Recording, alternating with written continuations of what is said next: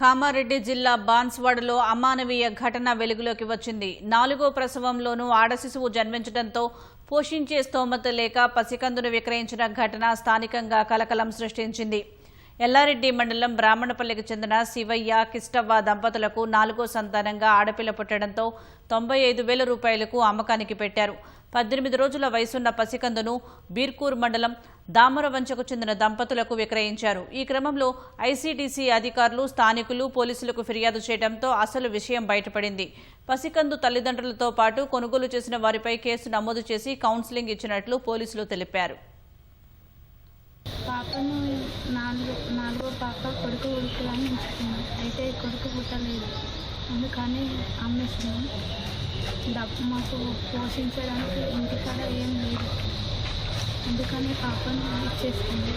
అయితే హైదరాబాద్ నుంచి వస్తుంటే వాళ్ళు కామారెడ్డి బస్ స్టాండ్లో ఎక్కిండ్రు. ఎక్కితే వాళ్ళ ఊరు ఆమెనంట. ఏమమ్మా కొడుక బిడ్డనంటే బిడ్డని అని అన్న. అయ్యో దేవుని చూడాల మనవాడ 4 ఆడపిల్లలు అయిపోయాయి, మరి ఎట్లా నడుపుతావమ్మా అని ఆ వాళ్ళ ఊరు ఆమెన అన్నది.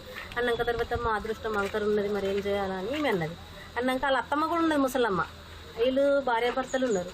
అయితే అనగానే ఈమె ఏమన్నది, ఇగో దేవుడు ఇప్పుడు మా పిల్లలు లేని వాళ్ళు ఉన్నారమ్మ, మరి ఎవరికన్నా ఇవ్వండి, వాళ్ళన్న మంచిగా నడుపుతారు కదా, పోషిస్తారు, మీతోనైతే కాదు, తినతందుకే తిండి లేదు, 3 ఆడపిల్లలకి ఎట్లా నడుపుతారమ్మ 4గురికి అని అంటే, ఇగో అదే విశేషంకు మేము వెళ్తున్నాం బాన్స్వాడ, ఎవరన్నా అడిగితే ఇచ్చేస్తాము, అమ్మేస్తాము అన్నారు. ఎవరికైనా ఆశ ఉంటుంది సార్.